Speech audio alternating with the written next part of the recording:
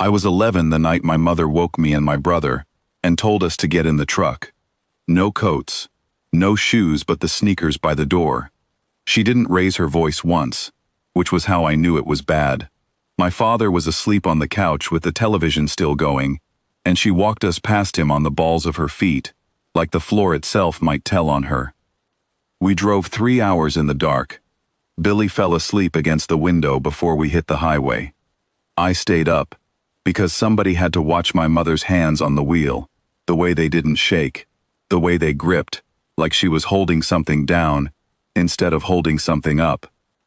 She didn't tell us where we were going until the truck's headlights caught the mailbox, rusted through, my grandmother's maiden name still readable under 30 years of weather. Ruth Calloway. My mother hadn't spoken that name in front of us more than a handful of times. "We're not staying long," she said, like she was apologizing to the house before she'd even opened the door. The farmhouse smelled like dust and cold stone. My mother found the fuse box by memory, in the dark, without a flashlight, which told me she'd done this before, a long time before me. The lights that came on were weak and yellow, and made everything look older than it was. She put Billy on the couch under her coat, and told me to help her find something to eat. The kitchen still had cans in the cupboard from before I was born. My mother moved through it like she was reading a room she'd memorized in a different life, reaching for a drawer before she opened it, already knowing what would be inside. In the pantry, on the bottom shelf behind a dead radio and a stack of newspaper nobody had thrown out, there was a mason jar, sealed with wax gone brittle and yellow, full of water gone still, and a little cloudy. Inside the water sat a stone the size of a fist, smooth as a river had carved it, though nothing about that dry country had a river in it anywhere close. "Don't touch that," she said. Not sharp, just tired. "It's never worked for anybody. My mother kept it because her mother kept it. It doesn't do anything. It's just water." "Then why keep it?" She looked at the jar a long moment before she answered. "Because some things you don't get to decide to stop keeping." I didn't think about the jar again until Billy cut his hand. He'd gone looking for something to eat on his own, quiet the way 7-year-olds are quiet, right before they've broken something, and he'd found an old tin of nails on the counter, and knocked it, and caught his palm on the lid coming down. It wasn't deep. It bled like it was, the way small cuts do on children, more red than the wound deserves. And he started crying not from pain, but from the sight of his own blood in a strange kitchen at 2 in the morning, with his father 100 miles behind him. My mother didn't have a first aid kit. She didn't have clean water from the tap. The pipes coughed rust when she tried them. What she had, on the shelf 3 feet away, was a mason jar of water that had sat sealed for longer than I'd been alive. She broke the wax with her thumbnail. I remember that detail more than almost anything else from that night. How easily it gave, like it had been waiting on exactly that thumb. She poured a little into her cupped palm and washed the cut, murmuring the things mothers murmur, "You're fine, you're fine," hardly anything at all. And I was watching Billy's face and not the water, so I didn't see it start. I only heard her go still. The water in the jar had begun to move. Not sloshing, the truck was parked, the house wasn't shaking. It moved from somewhere inside itself, turning slow the way cream turns in coffee, and the stone at the bottom of it wasn't just catching the kitchen light anymore. It was making its own. "Mama?" Billy said, forgetting his hand entirely. She set the jar down on the counter very carefully, the way you'd set down something that had just told you it was alive.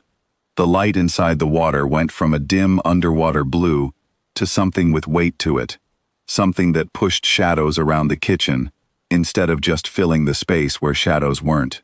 Lines surfaced along the stone's smooth face, not carved, not painted, but rising up through it like veins coming to the surface of skin, a script neither of us had a name for, gold white and steady. The stone lifted itself clear of the water.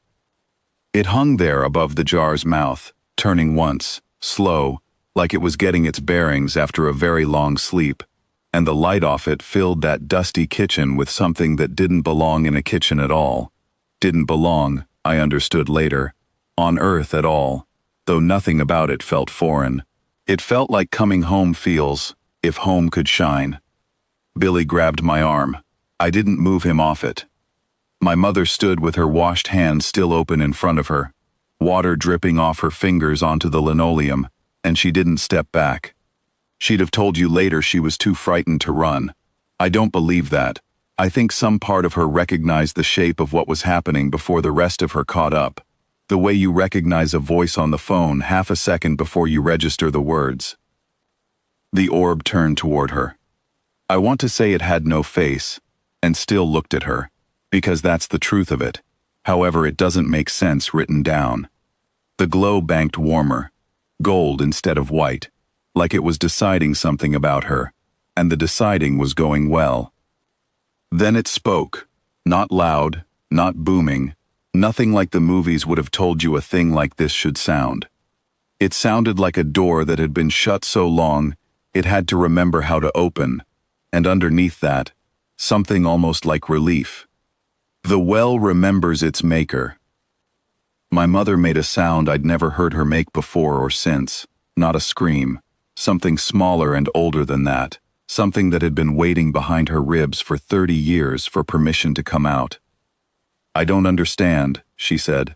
I don't know what that means.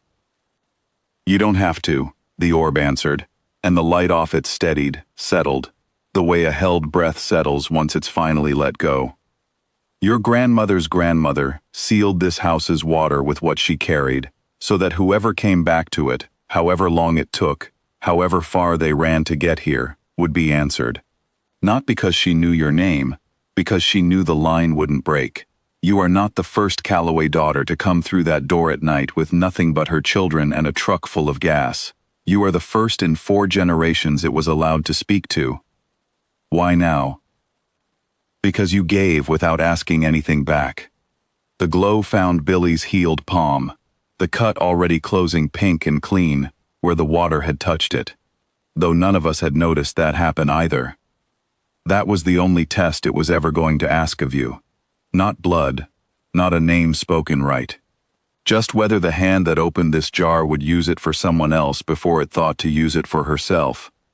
My mother looked down at her sons. Then she looked at the orb, hanging patient and gold in the ruin of her mother's kitchen, and something in her shoulders came down that I don't think had come down in years. What am I supposed to do with you? She said, not really a question. Keep going, it told her. That was always the whole instruction. Keep going, and let the ones who come after you know the water still answers. That is the entire inheritance. It was never about staying.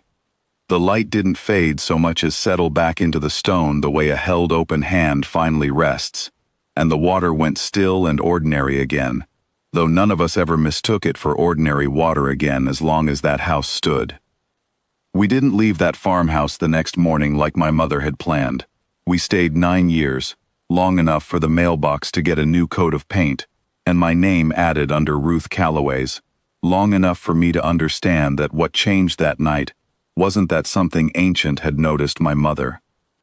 It was that something ancient had been waiting the whole time for a woman brave enough to open a door in the dark, wash a child's cut with whatever she had on hand, and ask for nothing back, and had simply, patiently, for 4 generations, refused to answer for anyone less.